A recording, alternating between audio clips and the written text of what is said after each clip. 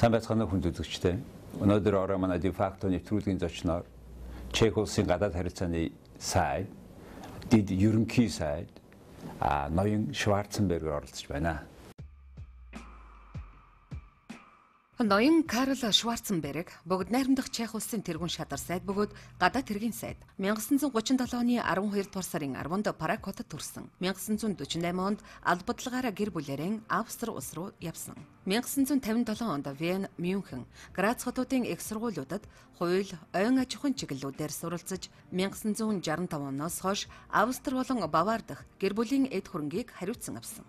1984-өөс 1991 онд хүний эрхийн олон улсын Хельсинки хорооны ерөнхийлөгч, 1989 онд Лех Валсын хамтаар Европын зөвлөлийн хүний эрхийн шагнал хүртсэн. 1990 оны 1-р сарын 1-нд ерөнхийлөгч Вацлав Хавелын зөвлөхүүдийн коллегийн гишүүн. 1990 онд ерөнхийлөгч Вацлав Хавелын канцлер. 2002 онд Томаш Гариг Масарикийн 3-р зэргийн шагнал хүртсэн. 2004 оны 12 дугаар сараас 2010 оны 5 дугаар сарын 28 хүртэл сонгуулийн 6 дугаар тойргоос бүгд найрамдах Чех улсын парламентын сенатораар сонгогдсон ажилласан. 2005 оноос хойш Европын парламентын ассамблеийн зөвлөлдөх бүгд найрамдах Чех улсын парламентын байнгын төлөөлөгчдийн гишүүн. 2005-аас 2007 онд Сенатын гадаад хэргийн балан хамгаалахын болон аюулгүй байдлын хорооны дарга. 2006-аас 2007 онд НАТОгийн парламентын ассамблеи дахь бүгд найрамдах Чех улсын парламентын байнгын төлөөлөгчдийн гишүүн. 2007 оны 1-р сарын 9-өөс 2009 оны 5-р сарын 8 хүртэл бүгд найрамдах Чех улсын гадаад хэргийн сайд. 2010 оны 5-р сарын 29-ноос хойш бүгд найрамдах Чех улсын парламентын гишүүн. 2010 оны 7-р сарын 13-наас хойш бүгд найрамдах Чех улсын тэргүүн шадар сайд бөгөөд гадаад хэргийн сайдаар тус ажиллаж байгаа. Good evening, sir. Good evening. Thank you for being our guest. Welcome to Mongolia. I'm really very happy here for reasons explained, I think, during our dinner. And indeed, I was looking for years to come to Mongolia. Finally, I succeeded. What is the reason you were looking for many years? Well, because when I was a young chap, 60 years ago, lamentably, I read the history of the Mongols, and I was fascinated by the whole long history from the rise of Temujin, becoming Genghis Khan, then the conquest, the direction of Europe, and then Kublai Khan in China, and also the development of the later states, the Golden Horde, the White Horde, the Il Khan's empire, and so on and so on. And finally, then Timur-Lenk's empire. And I thought that it is a fascinating story how this nation really influenced world history. You yourself have gone through difficulties. You were kicked out from your own country, and you are still looking for us, and you revived, you came back. Please tell us what was about that.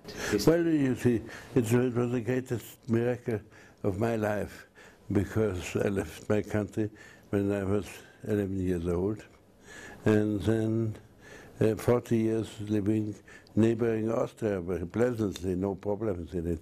But I always wanted to get back, and seldomly in life you succeed. And the astonishing things which happened at the end of the 80s and beginning of the 90s made it possible. And then I had the enormous chance that Václav Havel, when he became president, immediately called me that I should work for him, what I did. I was then his chief of cabinet. And so I started really from the first moment coming back to work for my country. That's a wonderful experience. How do you know each other? With Václav Havel, well, I was heading already for some years as an international Helsinki Federation for Human Rights, which was quite widespread organization through Europe, and I was the chairman. And due to this, I traveled a lot in the countries of the former Warsaw Pact or Comecon on one side. On the other side, I was building in a castle in Germany the documentation center. We collected all publishings which were samizdat publication or which were printed in immigration and so on. And of course, Havel knew about it, sent several things himself to the center and so on. And I first didn't want to meet him. I did my activities as chief of the Helsinki Federation of Human Rights. But of course, as it was in those regimes, usual, I had always two gentlemen following me what I'm doing. And I knew that the same thing with Václav Havel, so I didn't see the point that to arrange a meeting of 4 policemen. But then one day he sent me a message that he would like to meet a common work together. So we met one night in a noisy place in Prague on the Warszawskie Náměstí. It had to be noisy because only a very noisy place the police couldn't listen to our conversation. So we went there, discussed everything, and then at night I went back to Vienna. And from then we regularly met, as he wished. Whenever I came to Prague, I rang him up, visited him in his flat, or met in a nearby pub, and we talked what should be done and so on. And then, yes, the Velvet Revolution came, and first I couldn't come back. They didn't allow me. Then house regime broke down. Suddenly I got the permits. I immediately went to Prague, met with Václav Havel in the evening, and then he gave me already orders what should organize and bring for support of the Civic Forum. So I started the next day going back to Vienna, organized all this, came back. That I did several times. And then he was elected president, and I was present at this act. And then we went to church to thank God what happened. And then suddenly his secretary came to me, told me that the president is inviting me for lunch. I was very honored. It was a very modest lunch, but the main thing was that Václav, to everybody whom he invited, said, you will do this, you will do this, you will do this. And so suddenly, before I even recovered, I was a civil servant in the office of the president.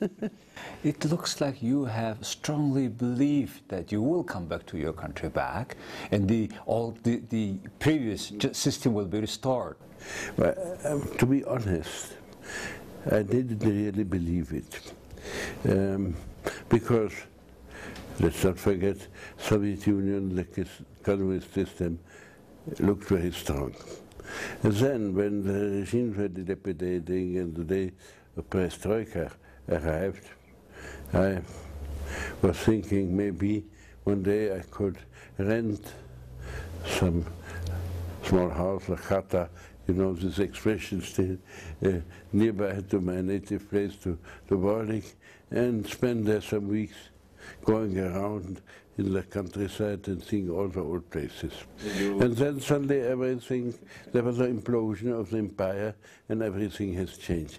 I didn't believe it, but I thought my duty, even if I would never have the chance to work for the liberty of my country, that I considered my duty from the very beginning. Certainly you got not only a hata, you got back your palaces that belonged to your parents, right? Well, I got back what belonged to my father. The rest of the family property, especially the palace you mentioned in Prague, stayed with the state. With the state. You know, in late 80s, just the beginning of the revolution, I used to work for International Union of Students in Prague. And that organization was supporting the struggle of Czech students who started on, again, Václav Náměstí. And there was a Sukubata school in the eastern part, Leninova, Sukubata school after our hero, in Prague. What was that? I didn't. At Leninova, or on the eastern part of Prague, there was a square which was named after our Yes, I did. Sukabata Square in front of Polytechnical University. Oh, I didn't know that. And the students were demonstrating there. Oh, I see. And by chance, I was able to represent IUS, and I was giving a speech there. No, really? In front of the students, I said, Czechoslovakia should be a free country. Yes. You should free Václav Havel. That's what were our motto, and I was doing the motto of our IUS there. Yes. So I was a Mongolian who was saying that. And really we were doing it because one needs a choice. And market economy is giving that choice. Democracy giving that choice. And probably that's why you have chosen to work back together with President Václav Havel. On another note, you said at the funeral of President, you said, he was the man who restored the dignity of the nation. And he unfortunately known more to the outside world than inside, respected more outside than inside, you said. What do you mean? The first thing is, of course, he restored the dignity, you say. Yes, he restored the dignity of the country, doubtless, because, let's put it bluntly, communist Czechoslovakia had not a very good reputation. Especially, as you know, you remember that in many aspects, Czechoslovakia stayed to the last moment a very Stalinist country.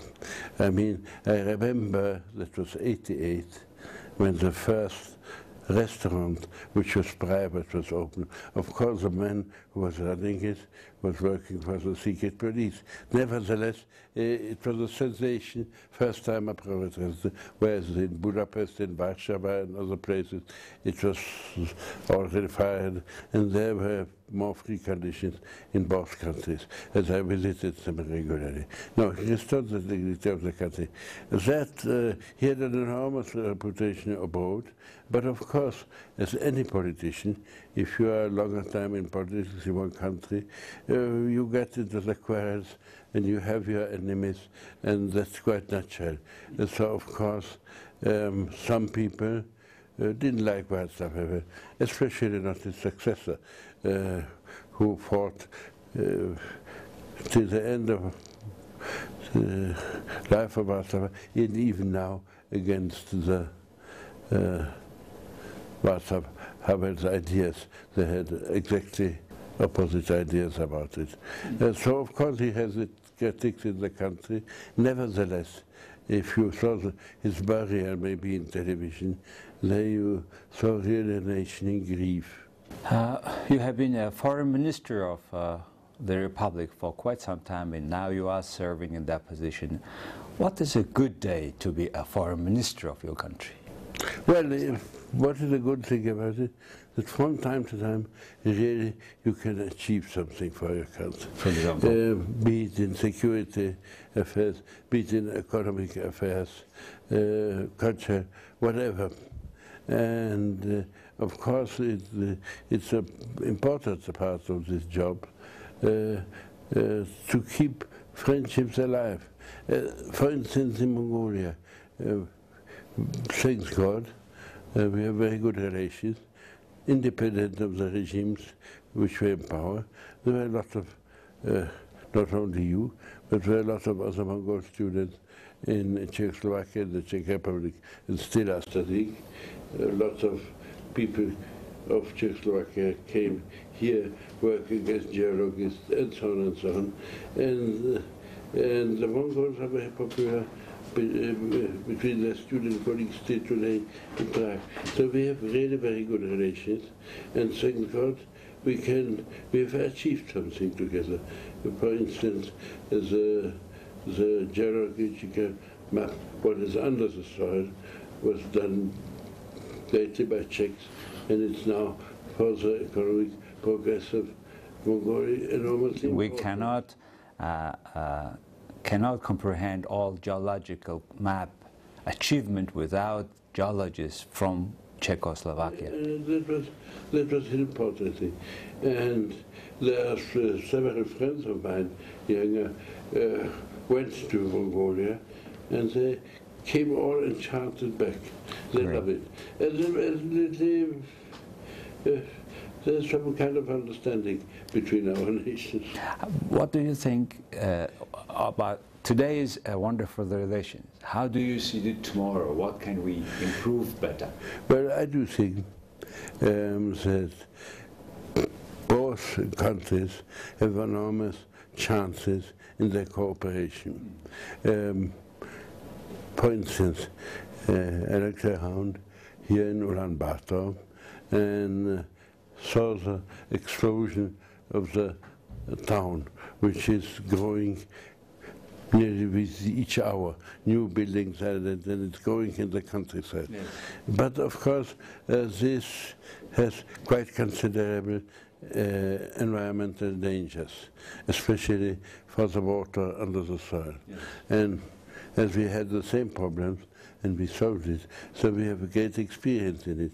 And I mentioned here maybe there will start a cooperation how to clear the sewage, how to save the under soil water, not to be spoiled, that not the wrong stuff gets into it, all these kind. Then of course in mining too, and so on. So we have many fields where cooperation is possible, hydropower station, and so on and so on. You know, we are one of the few Asian countries probably where the certain percentage of population speak your language in Asia. Yes, it's really astonishing how many people we have met who are speaking Czech. It's really astonishing. So will you continue that educational cooperation? In which way? We are giving stipendiums to students, but there are a lot of students who don't get stipendiums and studying in the Czech universities. There are a lot of Mongolians now working in the Czech Republic. Astonishing number of them. I meet them every week. I meet somebody, and you see, I had a campaign at the end of last year, the beginning of this year. I was not successful, but I had a lot of meetings throughout the country. And mainly, my main followers and supporters were the young people, were the students and so on. Then I come in a pub to discuss with the people, and there was a Mongolian student. And I greeted him and said, very glad you are here, but why the hell are you interested in a political candidate? Look, I study here. Here around me are sitting my Czech friends. I'm interested in what happens in this country. And if I have the chance to meet you, I use it. And so we started to discuss with the other students. Listened and mingled into our discussion. It was a very good discussion. Certainly, also we are very happy to have your ambassador to Mongolia, who speaks perfect Mongolian, yes, who knows our culture for many years. That's something wonderful. I hope we can go on in this spirit for the future generations. Thank you. Yes. My just a part of question, I cannot avoid only a question that Mongolians always are wondering how your country keeps that rate of, first you are a member of European Union, but not the Euro Union, monetary union. And you keep your money and you keep almost at the same level the crown and dollar euro exchange rate for 20 years. How can you do that? That our economy inside the European Union is not as bad as that. We are already are better off than some traditional European Union countries like Portugal and Greece and so on. And our economy is not thriving, but it's quite good. We have now an employment of 9%. If I compare it with some countries where it is around 25%, so it's quite good. And we have a very successful export. So we could keep the money at the same value. We didn't enter the euro bloc still. We didn't accept the euro as a common money, but one day we will have to do, for the simple reason because we didn't, in our opinion, and according to the statistics. We didn't reach the degree of economic strength which you would need to accept the euro. Look, some countries with a weaker economy accepted the euro, like Slovenia, Greece, Portugal, and so on. And they paid dearly for it. And I think we will do it one day, but when there's a right moment where it wouldn't be a greater burden for our economy. You see, euro is a mean, is a money. I'm firmly supporting the European idea, the idea of unification of Europe. But I don't think that the main sense of the European Union is the euro. That is a nonsense. We will accept it one day, but when we are strong enough so we don't fall into the same trap as, let's say, the Portuguese or the Greeks and others. Very, very interesting approach. And so I hope your trip to Mongolia this time, at the time of, you have also participated in the conference of the ministerial conference of the Community of Democracies. Being one of the fighter for human rights and democracy, you're coming here as an important event, a part of this event. How you find this 2 days conference in Mongolia? No, I think as far as I took part, because I had at the same time the bilateral meetings, it was good. There were good discussions. I was on 2 panels, which were quite good. I saw a lot of friends and a lot of people who are fighting for democracy all around the world. And it's good that they meet together. And I think it's wonderful that this meeting is in Mongolia, because in the shortest possible time, you managed to become a truly democratic country. And doing it by and large by yourself.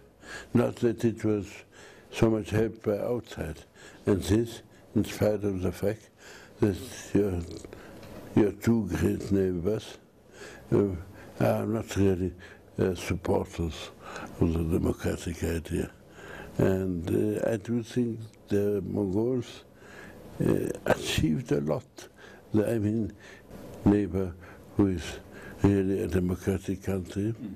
The next country, if I go from you to the west, which is fairly democratic now, is Kyrgyzstan, and then again, for a long time nothing, till you arrive at the other side of the Black Sea, then they have the democratic countries.